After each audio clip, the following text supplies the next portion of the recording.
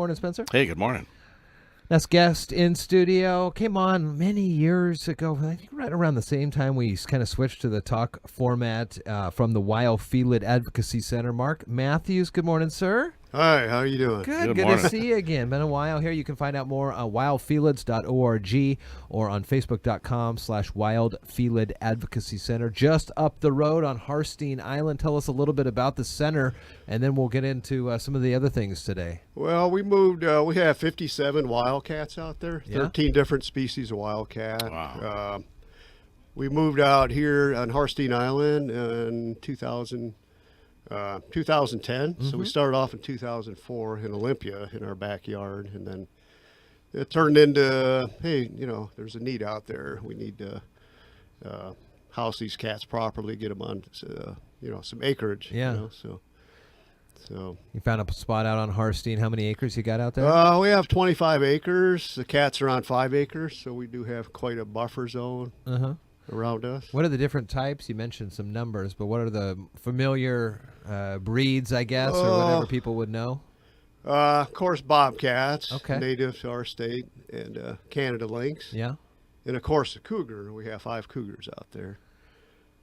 2 tigers. We do have a snow leopard now who loves the snow. Where do these 2000. animals come from? Like the snow leopard, for example, came from a breeder down in Oregon that passed away. So he bred them for zoos around the country back ever since the 1960s. Have these all been, and maybe it's not the right word, but domesticated animals, or are these ones that were found out in the wild that maybe were injured and then you took them in to rehabilitate them? Yes, a few have come out of the wild, but most of the time they're somebody's pet. The average age is about 4 years old, 5 years old when we get one. What are the legalities? Is that above board when people have these? You have to have a special license to own these? And it really depends on what county you're in our state. Yeah. If it's legal or not to have one. Where's the furthest animal that's come from? Are they all Washington, or you said Oregon for the snow leopard? Yeah, a lot have come from Oregon. We are far away as Michigan. Wow. Eurasian lynx, who's in touch after this all this snow we had, so some of the past owners will donate to help their previous cats out when they owned them. So. And Salem's the snow leopard? Yeah, Salem's Beautiful. the snow leopard. That's he's my favorite. super happy. He doesn't care if there's 2 feet of snow out there. He'll sleep in it. And up on his triple deck, he's up there just sleeping away. How did the animals react? How did the center do with the snowfall? They're a little afraid because, things were collapsing around them. Sure. Oh, sure. In their yards, they were in their lockouts, in their, locked out areas under a roof. Sure. For the most part. But, the big cats especially were in their lockouts with their guillotine door, the night before. But we just got so much snow. We just got hammered, and it was a wet snow. Slush. Yeah, heavy. Looks like Freezing a lot of the rain. stuff got We got it all. destroyed here. You guys are doing a little fundraiser going on now, too, to help raise and re-raise some funds to get these things back up and coming. What's the kind of average, annual cost to keep these animals with the food and the bedding and the different types of secure structures? We're right at we're just under 100,000 now. So, and it all goes into construction for the cats and making their lives better. Sure. We have no paid staff. Everybody's volunteers. We have about 35 volunteers now. Wow, that's awesome. Wow. I can't imagine many folks come by in the winter, especially after the snow, but you do offer various tours and things like that. Right, Come out? and you could just book them online, the tours. That's a way we raise funds also. Tuesday, Thursdays, and Saturdays, 11 and 1 o'clock tours are available. And a 3 o'clock feed visit, which has become quite a popular one. I bet. It's a lot of fun. And that one lasts an hour and a half. It's a guided tour. What do they eat, and how often do they eat? They eat raw meat, chicken, beef, pork products, Yeah. Where's all that come from? Well, we get out into we recycle meat products from 5 local retailers in South Puget Sound. So we have a truck and trailer that goes out. Oh, that's great. Once a week.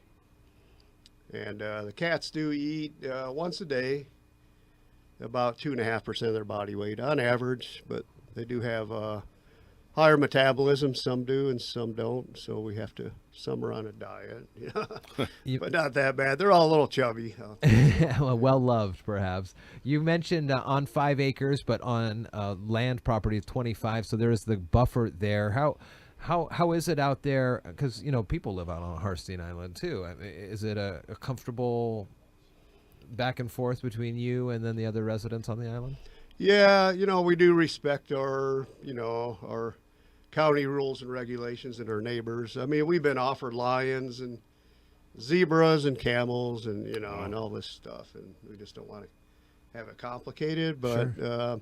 Lions would be a bit much because they'll roar and they'll be able to hear us at Spencer, Boy, at Spencer Lake, Yeah. 20 miles away. Or that's only 6 air miles probably. So Sure. you guys would probably be able to hear the lions roar here. Wouldn't that be something? That's crazy. Hey, we hear the sea lions. We hear those a lot. It's, Yeah, and the sea lions weird are to up be over in- the hill hooting and hollering. it's weird to be in And our the forest tigers and hear will sea chirp lions. back at them. They can hear them just over the hill Yeah. on the beach. You mentioned a fair amount of volunteers, 35. What are some other things that you're looking for? Getting help out, just the word out, or? Yeah, we really need to raise. We had a lot of damage. We estimate about $35,000 to $40,000 of damage to the Wow. enclosure. So a lot of collapsed habitats out in their yards. The 40 by 50 foot areas are. All the poles need to be redone, and the tops all need to be redone. Wow, and that's almost the operating budget of a typical year for you. So that's a lot of damage. It's to gonna, stay. and it always goes higher. Yeah. We got Sure. to take out a few large trees also. We did have some trees come down in the enclosures. So a lot of damage, but hey, we're getting there a little at a time. We're replacing the small ones as we can. Sure. In fact, the farm supply store up down the road knows us well. We bought all their kennels out Oh, really? yesterday. So, right there, it was about 6,000 just in the stuff we're going to do ourselves.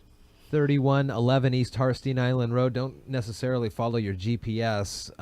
Get onto the island and, you take a right, isn't it? And you head down a little Yeah. ways. Well, no, actually, you'll take a left when you Oh. come on the island. Sometimes it says take a right, and people get really lost. Yeah. So when people do come out, it's a left north towards Gerald's Cove State Park, and then 3 miles, and then it's a right turn on our street. Really easy to find. Wild Felid Advocacy Center, phone number 360-427-4466, online at wildfelids.org, and Facebook here, a non-profit 501c3, so tax deductible or donations, and they're highly encouraged. Center welcomes you, and booking visits is easy on the website too. You click the visit tab and you can see the schedule and more. Tuesdays, Thursdays, Saturdays, and Sundays. Is that right? Right now, currently, we're not open on Sundays. Okay. But the available times will be on the website, Sure. which is we're not even doing tours. It's going to take us till Oh, the yeah. 3rd of April to recover. So there's no tours until Tuesday, 3rd of April Well, will be our first available. I'm sure lots of folks will show up after that as they learn more about the Wild Felid Advocacy Center here. Online, again, wildfelids.org. And Mark Matthews, thanks for coming in, and good to see you again. All right. It's been a Well, while thanks here. for having me. Yeah, thanks for Appreciate your it. time. It's all about the cats. out That's there. it, for sure.